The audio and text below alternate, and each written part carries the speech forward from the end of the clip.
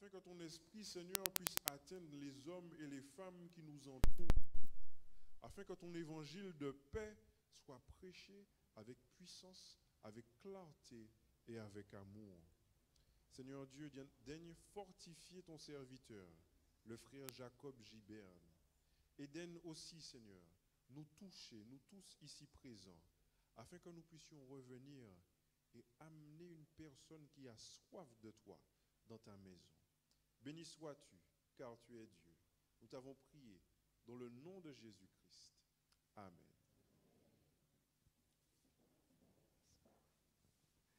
Bonsoir à tous. C'est un réel privilège de me retrouver parmi vous pour partager la parole de Dieu, et ceci pendant tout le temps que nous avons choisi de le faire. Je sais que pendant cette période, des choses extraordinaires vont se passer dans la vie de chacun d'entre nous. Parce que lorsque nous sommes en contact avec la parole de Dieu, il ne peut en être autrement. Dieu réalise des choses extraordinaires dans nos vies. Et pour ceux qui ont eu ce privilège de vivre avec Dieu, de participer, d'étudier sa parole, nous avons connu que Dieu est bon, n'est-ce pas? Nous avons bénéficié de sa miséricorde, de son amour, et nous voulons partager tout cela avec ceux qui souffrent, n'est-ce pas? Non? Alors quel bonheur de voir quelqu'un venir écouter la parole de Dieu et prendre position parce qu'il a rencontré la solution à son problème, Jésus-Christ. Jésus, la solution à tous les problèmes. Jésus, celui qui pourra répondre à chacune des situations dans laquelle ce monde est en train de se noyer, de se perdre. Et nous avons la solution. Il serait bon, mes bien-aimés, que nous comprenions cela et que nous invitions tous ceux qui, dans notre entourage, dans notre voisinage, au travail, dans nos connaissances, cherchent une solution à leurs problèmes, qui ne les trouvent pas. Il serait bon de leur dire qu'en Jésus, il y a la solution. Pendant ce mois, nous allons ouvrir la Bible, la parole de Dieu, apprendre, réapprendre ou continuer à nous laisser exhorter par la parole de Dieu. Parce que nous savons que c'est une parole qui fait du bien à tous ceux qui l'approchent et qui guérit tous ceux qui se laissent toucher par elle, que ce soit les guérisons physiques, morales, spirituelles. Il serait bon que nous pensions à cela lorsque nous venons ici pour inviter d'autres à bénéficier de ce privilège que Dieu nous donne de partager sa parole. Ce soir, nous allons commencer par le commencement. Pléonasme. Dans ce monde où nous vivons, les hommes cherchent des solutions à tous les problèmes. Tous les jours, des hommes apportent une solution à un problème et dans les heures qui suivent, on se rend compte que ce n'est pas la bonne solution. Tous les jours, des solutions sont apportées pour le bien-être de la société. On cherche un moyen à donner du travail aux gens. Lorsqu'on pense avoir trouvé la bonne solution, dans les minutes, les heures et les quelques jours qui suivent, on se rend compte que ce n'est pas la bonne. Ce qu'on disait hier, on pensait par exemple qu'en répartissant les horaires de travail, tout le monde trouverait du travail. En diminuant le temps de travail, tout le monde trouverait du travail. Quelques années après, il n'en est rien. On cherche des solutions à la guérison de maladies. Et lorsqu'on essaye des médicaments pour apporter une solution à un problème, à une maladie, ce médicament qu'on pense être la solution tue des gens. L'homme cherche des solutions à tous les problèmes que l'on trouve dans ce monde. Il ne les trouve pas. Mais nous savons qu'il y a une solution. Cette solution est Dieu. Cette solution est Jésus, celui que Dieu a envoyé pour nous démontrer par sa présence parmi nous qu'il y a une solution à tous nos problèmes. Les scientifiques, pendant des siècles, d'hésitation, de recherche, finissent aujourd'hui où je vous parle par s'interroger sur leurs idées concernant les problèmes de ce monde, concernant l'homme, concernant l'origine de l'homme, concernant la destination de l'homme. Mais il y a des milliers d'années de cela, un roi que le monde connaît, que l'histoire connaît, pas seulement un roi que la Bible nous présente, mais un roi que l'histoire même connaît, avait déjà dit ce qu'était l'homme. Cet homme, un écrivain, quelqu'un qui chantait tous ses écrits, ses récits, le roi David, un fin observateur de ce qui se passe autour de lui, un observateur, je dirais, émérite, en regardant la nature, avait déjà apporté la réponse. Il s'appelle David, je l'ai dit, et il l'affirme dans le livre des psaumes, au chapitre 139 et au verset 14. Le psaume 139, verset 14. Je te loue. En parlant de Dieu, il dit, je te loue de ce que je suis une créature si merveilleuse. Tes œuvres sont admirables et mon âme le reconnaît. Mais bien aimé, prenez besoin d'aller loin pour voir les œuvres de Dieu. Lorsqu'on regarde la complexité du corps humain, le cerveau, aucun ordinateur ne réussit à égaler ce qu'est capable de faire un cerveau. D'ailleurs, c'est le cerveau humain qui a inventé l'ordinateur. Aucune caméra n'est capable de voir comme voit un œil. Aucune oreille, aucun haut-parleur. D'ailleurs, si les haut-parleurs retransmettent quelque chose, une voix, c'est parce qu'il y a quelqu'un derrière. Vous vous rendez compte que simplement en pensant à des choses, nous réussissons à les exprimer et ceux qui sont en face de nous comprennent ce que nous disons? C'est extraordinaire. Avez-vous déjà pensé à cela? Vous pensez que cela c'est un hasard qui a pu faire ce genre de choses? Aucune pompe humaine ne peut fonctionner comme fonctionne le cœur humain. Aucune pompe que peut créer l'homme, aussi grosse soit-elle ou petite, ne peut fonctionner comme fonctionne cette pompe par laquelle nous avons la vie.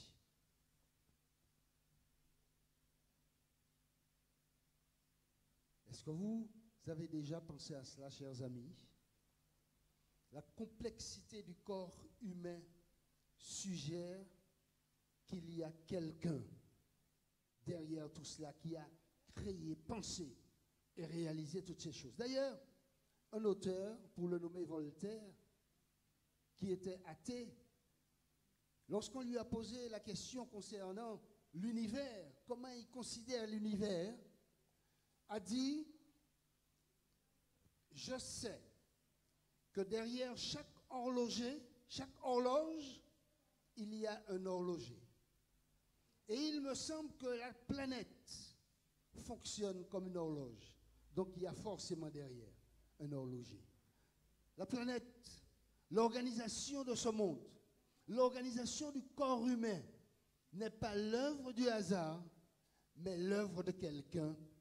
Et parce que cette personne est au-dessus de tout, parce que cette personne est capable de réaliser cette chose, le corps humain ou toutes ces choses dans lesquelles nous vivons, cet univers, parce que cet être est tellement supérieur et a tellement d'avance sur tout. Qui m'a dit nous crier un monde qui connaît toute bagaille, qui savent toute bagaille? Qui m'a dit nous crier? Hein? Un savant, ou le monde qui affirme des choses, cette personne affirme des choses, nous avons dit, ou pas encore pour bon Dieu, n'est-ce pas? Et c'est parce que nous ne savons pas comment l'appeler que nous l'appelons Dieu. Parce que Dieu n'a pas de nom. Ou du moins, Dieu a tous les noms que nous pouvons lui donner. Nous pouvons dire qu'il est bon. Nous pouvons dire qu'il est grand. Nous pouvons dire qu'il est omniscient, qu'il est présent partout, qu'il sait tout, qu'il voit tout. Et qu'il peut tout. Qu'il peut porter solution à tous nos problèmes. Et nous pourrons l'appeler la personne qui nous guérit, la personne qui nous relève, la personne qui nous donne du repos, la personne qui nous donne la vie, le Dieu de toutes ces bonnes choses que nous vivons sur cette terre. Il me semble que l'explication la plus raisonnable sur la création du corps humain se trouve dans cet écrit de Genèse 1, les versets 26 et 27.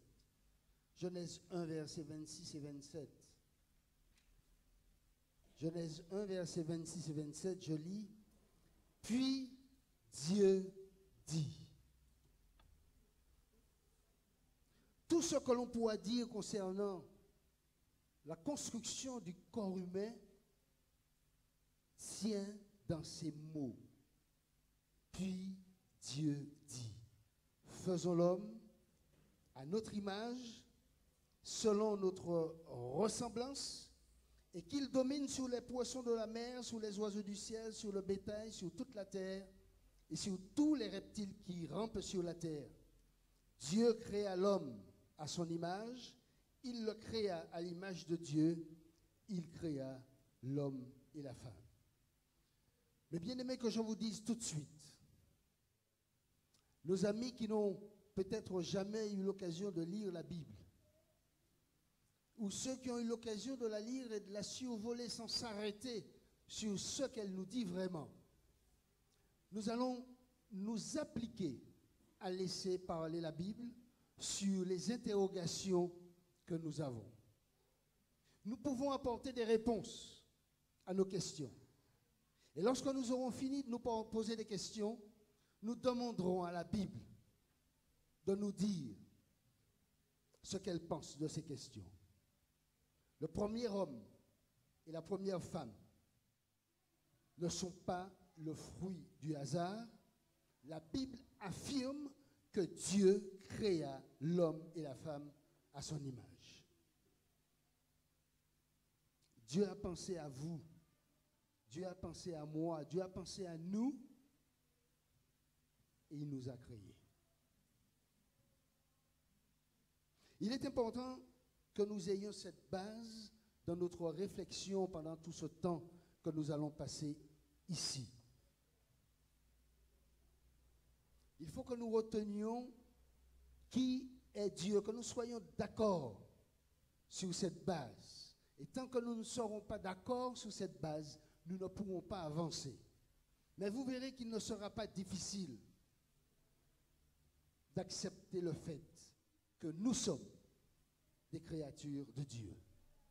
La preuve de l'existence de Dieu n'est pas confinée seulement à la complexité du corps humain. La preuve de l'existence de Dieu nous saute aux yeux lorsque nous regardons le ciel, par exemple. C'est ce à quoi le psalmiste nous invite. Il conclut que les étoiles parlent d'un créateur génial dans le livre des psaumes au chapitre 19 et au verset 1 à 3. Nous aurons souvent l'occasion de faire référence à cet observateur, ce grand observateur. Le psaume 19, verset 1 à 3. il annonce et déclare, les cieux racontent la gloire de Dieu et l'étendue manifeste l'œuvre de ses mains. C'est ce que nous pouvons conclure comme lui-même. Les cieux racontent la gloire de Dieu. Ceci nous ramène à ce que nous trouvons tout au début de la Bible. La boucle est bouclée. Il a observé, nous avons observé, nous observons avec lui. Les cieux racontent la gloire de Dieu et l'étendue manifeste l'œuvre de ses mains. Et c'est exactement ce que nous retrouvons dans le premier livre de la Bible.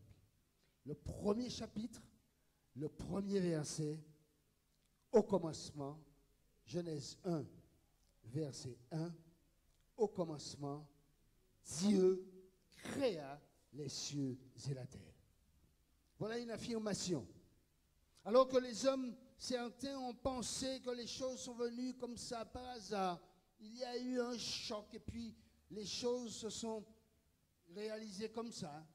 L'homme est venu comme ça, les planètes. Mais lorsque nous regardons les cieux, lorsque nous regardons l'étendue de la mer, nous comprenons en toute intelligence qu'il y a forcément quelqu'un qui a pensé et que cette chose est venue à l'existence. Et c'est ce que un des écrivains de la Bible, l'apôtre Paul, que nous connaissons dans le monde chrétien, dans tout le monde chrétien, l'apôtre Paul, dans le livre de Colossiens, au chapitre 1, au verset 7, nous dit, Colossiens 1, verset 17, pardon, Colossiens 1, verset 17, il est avant toute chose et toute chose subsiste en lui.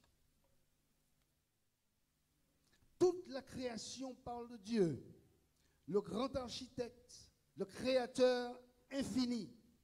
Dans les simples paroles, au commencement, Dieu, nous trouvons la réponse au mystère de la vie. Il faut que nous soyons d'accord avec cela, mes bien-aimés. Et je vais nous le rappeler chaque soir. Sommes-nous d'accord que Dieu est notre créateur et que c'est lui qui a créé toutes choses? Parce que ce sera la base de développement de notre sujet. Jésus est la réponse. Ce sera la base sur laquelle nous devrions nous asseoir, nous poser pour trouver une réponse à chacun des problèmes qui nous sont posés dans nos vies personnelles et dans la vie de cette société, de ce monde. Au commencement, Dieu créa les cieux et la terre. Il y a un Dieu qui a tout créé. Que je nous dise tout de suite, la Bible ne cherche pas à prouver Dieu. La Bible n'essaye pas de prouver Dieu. La Bible affirme et déclare l'existence de Dieu.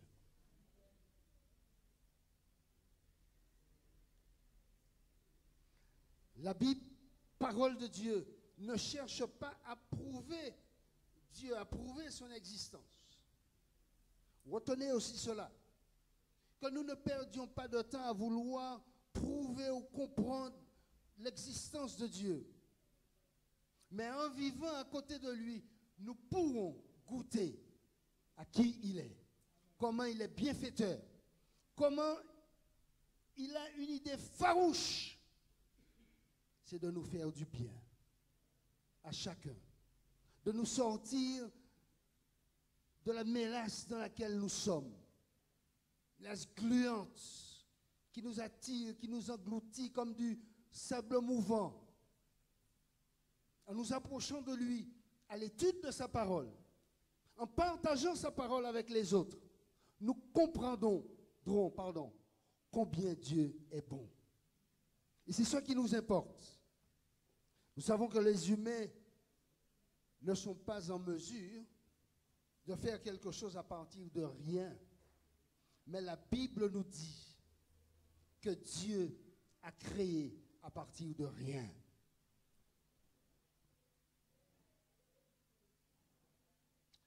bien aimé, ce Dieu qui a créé ce corps que nous avons décrit, nous avons fait que survoler ce que nous sommes. Comment nous avons été créés avec précision. J'ai déjà demandé si Dieu nous avait créés avec un seul œil. Et pourtant, il a créé avec une seule bouche. Et pourquoi a-t-il mis 2 yeux? Alors quand on se bouche un œil, on se rend compte pourquoi. Mais il nous a donné une seule bouche. Je crois que pour dire une chose, Dieu est bon. Vous voyez la complexité des choses et l'artiste qui a modelé tout cela, ce corps. Et nous aurons l'occasion de le voir, mais je vous le dis déjà, lorsqu'il a fini de nous créer, de créer l'homme, il a dit que c'était, pour ceux qui savent, c'était, vous êtes sûr que c'est ce qu'il a dit? Vous êtes sûr? Il n'a pas dit, je m'arrête là et ils vont continuer la construction, ils vont terminer cette construction. Il a bien dit que tout était parfait. D'ailleurs, tout ce que Dieu fait est parfait. Il n'y a rien à retirer, rien à ajouter. Parce que c'est Dieu. J'ai envie que nous comprenions cela, que nous méditions sur cela ce soir, lorsque nous irons nous coucher. Pensez à toutes ces choses, tout ce que Dieu a mis dans l'univers pour notre bien-être et tout ce qu'il nous a donné à nous. Mais il y a une chose extraordinaire. Lorsque j'ai découvert ça dans la Bible, cet être qui a créé l'univers, qui m'a créé moi, un corps aussi complexe et qui fonctionne si bien, sauf lorsque je m'amuse à mettre du gasoil dans ce corps qu'il a prévu pour mettre de l'essence. Je le détraque. Lorsque je m'applique à faire ce qu'il me demande, ce corps fonctionne très bien. Cet être qui a pensé à cet univers, qui a pensé à moi, qui a pensé à vous, eh bien la Bible me dit que cet être supérieur, cet être si grand, veut être mon ami. Vous le croyez ça? Nous le trouvons dans le livre de Jean au chapitre 15 et au verset 14. Il dit tout simplement, vous êtes mes amis. Jean 15, verset 14.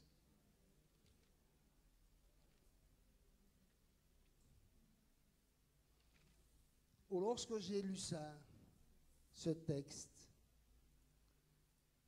j'ai lu et relu et je continue à le lire.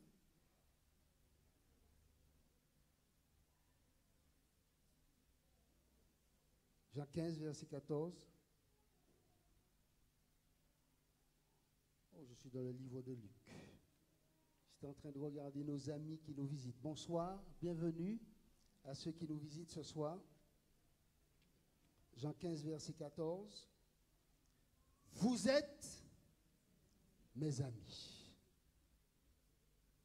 Vous êtes mes amis. Mais il rajoute quelque chose. Si vous faites ce que je vous commande. Et bien aimés, nous avons tous lutté contre l'idée de Dieu, avec l'idée de Dieu, car les êtres humains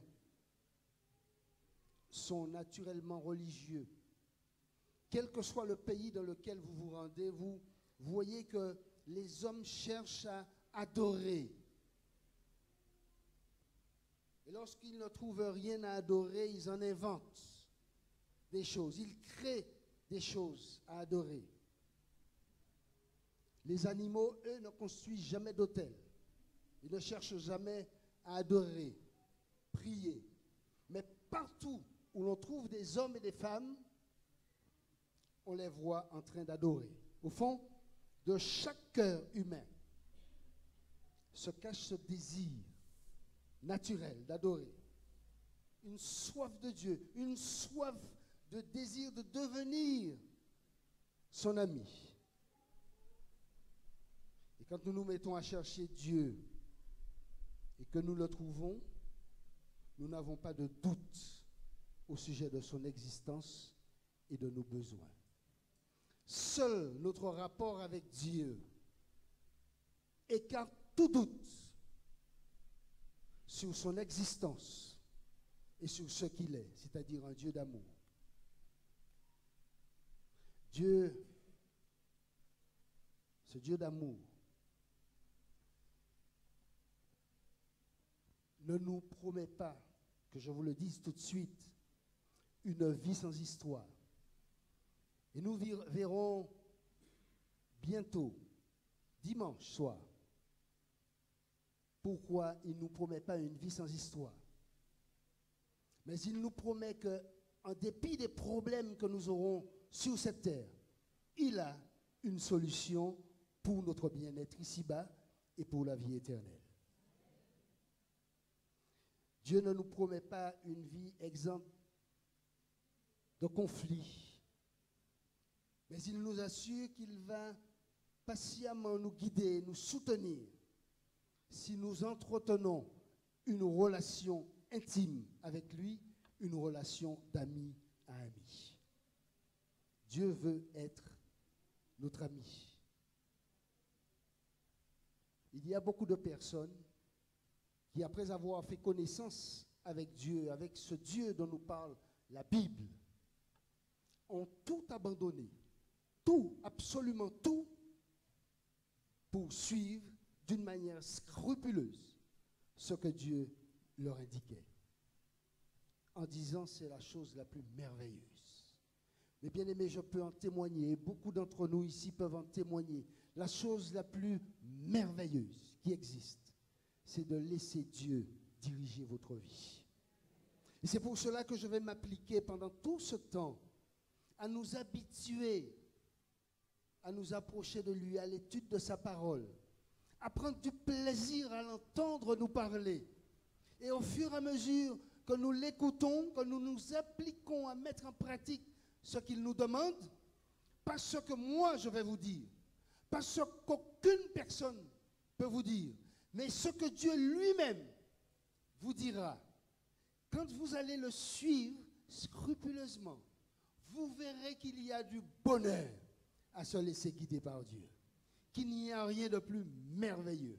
Le dire, c'est une chose, mais le vivre en est une autre.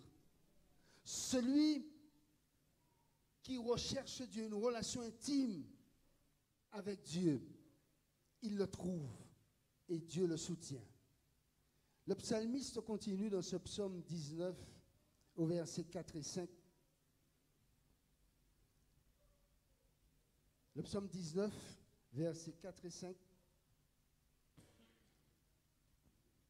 Quand je contemple les cieux, ouvrage de tes mains, la lune, les étoiles que tu as créées, qu'est-ce que l'homme pour que tu te souviennes de lui? Le psalmiste, conscient que ce Dieu créateur si grand, si merveilleux, s'interroge encore sur ce Dieu. Il se rend compte que ce Dieu veut être son ami. Mais il se dit, mais Seigneur, mais moi dans l'état où je suis, qu'est-ce que je suis pour que tu puisses t'intéresser à moi, t'attacher à moi? Mais bien aimé, il faut savoir que Dieu s'intéresse à vous, à chacun d'entre nous ici, comme si nous étions la seule personne sur cette terre. Dieu s'intéresse à toi, comme si tu étais la seule personne présente sur cette terre. Il te veut du bien. Alors, mes bien-aimés, parce qu'il s'intéresse à nous, nous devons croire en Dieu.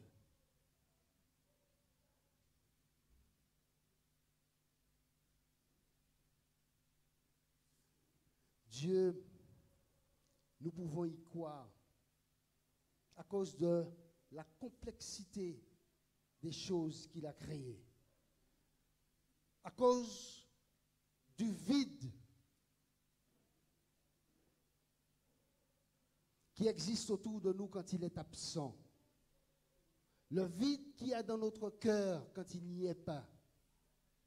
Et je dois dire à quelqu'un ici ce soir, si souvent tu te sens seul, si souvent tu sens ton cœur vide, alors il y a une solution pour cela.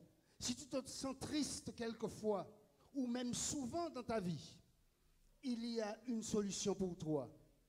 Dieu veut combler ce vide et te rendre heureux. Et il veut le faire ce soir même.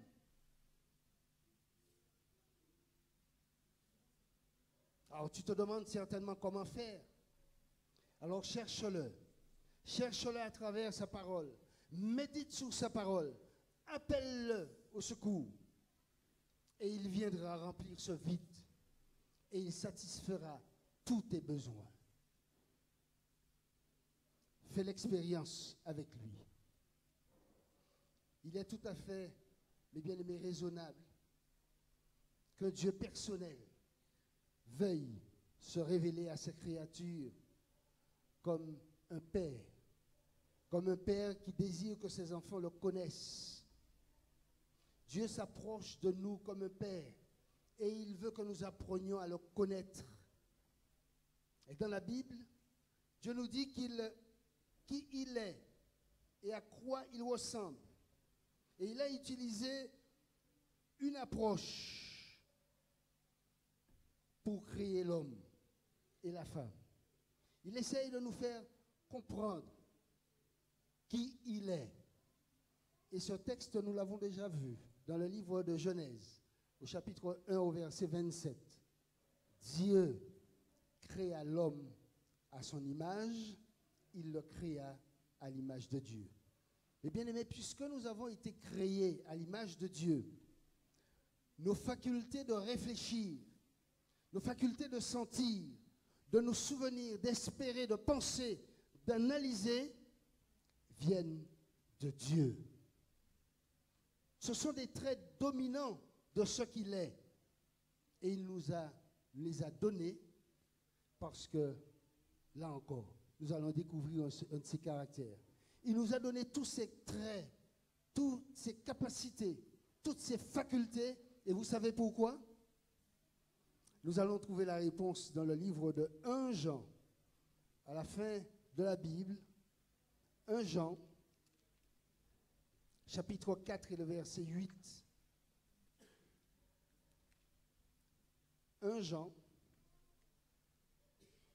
chapitre 4, verset 8. Vous avez 1 Pierre, 2 Pierre, 1 Jean, chapitre 4, verset 8. Dieu nous a créés à son image.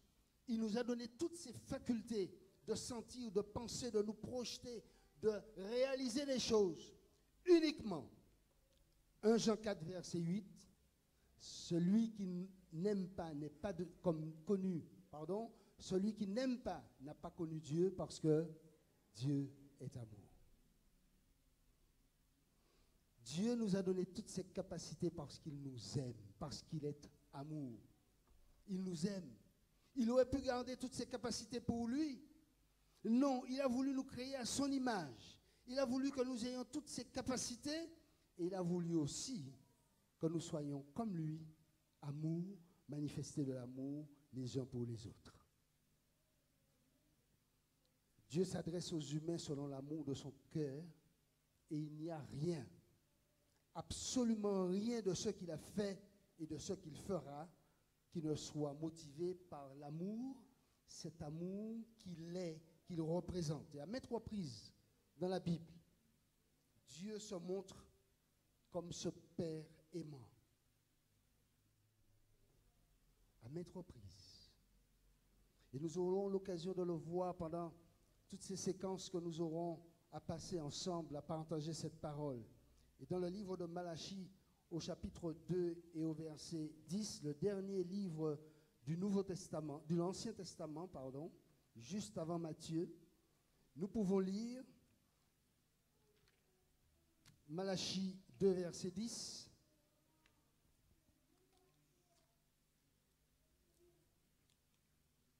Malachie 2, verset 10.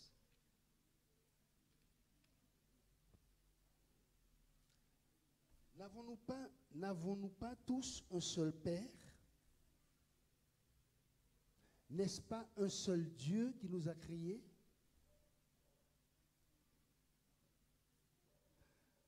Pourquoi donc sommes-nous infidèles l'un envers l'autre et profanons l'alliance de nos pères? Oh, une première question, première série de questions nous sont posées ce soir. N'avons-nous pas tous un seul Père? N'est-ce pas un seul Dieu qui nous a créés? Nous l'avons vu et j'espère et je crois que vous avez compris que Dieu est notre Créateur à tous, qu'il est notre Père à tous et qu'il est un Dieu d'amour. Et à travers ce texte, il nous dit et nous demande d'être comme lui, un Dieu d'amour, les uns envers les autres. Il se présente donc comme un tendre Père céleste voulant faire mieux que se révéler à travers les Saintes Écritures. Il sait que quelqu'un avec qui nous vivons est bien plus réel que quelqu'un dont nous entendons parler. Ce Dieu que nous ne voyons pas, ce Père céleste que nous voyons un peu loin, Dieu, quand on parle de Dieu, c'est qu'un être éloigné. Eh bien, il a voulu se rapprocher de nous. Il a voulu se montrer à nous. Et nous aurons l'occasion de voir les raisons pour lesquelles il a voulu s'approcher de nous et se montrer à nous. Nous verrons par quels moyens il a fait. Et nous comprendrons à travers cela son amour. C'est pour cela que je nous donne rendez-vous pour continuer à apprendre de Dieu, le découvrir. Ce soir, j'ai voulu nous présenter qui était ce Dieu, où nous ramener les pieds sur terre et regarder autour de nous. Nous regarder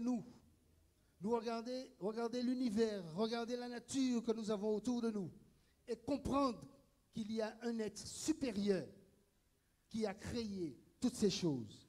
Il y a pensé et elles sont venues à l'existence. Et nous pouvons nous poser la question, pourquoi les choses sont si décadentes aujourd'hui? Alors, mes bien-aimés, si nous sommes ici demain matin déjà, nous nous donnons rendez-vous dès 8h45, où nous allons passer un moment à chanter, à louer ce Dieu, à lui rendre gloire, à l'adorer. Nous serons ici demain pour chanter ensemble, apprendre de nouveaux chants certainement, à la gloire de Dieu, passer un moment d'étude de sa parole, et puis recevoir encore des bénédictions dans la présentation de sa parole. Et nous allons continuer demain. Nous allons essayer de découvrir ce livre dont je vous ai parlé ce soir, la Bible, parole de Dieu. Et là encore, nous allons découvrir et nous assurer que ce livre n'est pas une supercherie, c'est une réalité, c'est la parole de Dieu. Et parce que nous acceptons que Dieu est créateur, qu'il est tout-puissant, qu'il nous veut du bien, alors nous allons apprendre à connaître quelle est cette parole et après trouver réponse à tous nos problèmes. Parce que dans la parole de Dieu, je vous assure, mes bien-aimés, dans cette parole, vous allez trouver toutes les réponses à vos problèmes. Jésus, le centre de ce livre, parole de Dieu, a la réponse, est la solution à tous nos problèmes. Si, mes bien-aimés, vous voulez que Dieu vous conforte dans cette idée qu'il est votre Créateur, si vous voulez que Dieu vous conforte dans cette idée qu'il a une solution pour chacun de vos problèmes. Alors, je vous invite à me rejoindre dans ma position, c'est-à-dire à vous tenir debout. Et nous allons prier ensemble. Après avoir entendu un chant, le chant que nous avons chanté sur le premier chant qui nous a servi de chantème, Jésus est merveilleux. Ce Jésus, nous allons apprendre à le connaître pendant toute cette période. Et nous allons prier tout à l'heure pour demander à Dieu de nous conforter dans cette idée qu'il est notre Créateur, qu'il nous veut du bien, qu'il veut être notre ami et qu'il veut porter une solution à tous nos problèmes. Et nous allons chanter ce chant ensemble.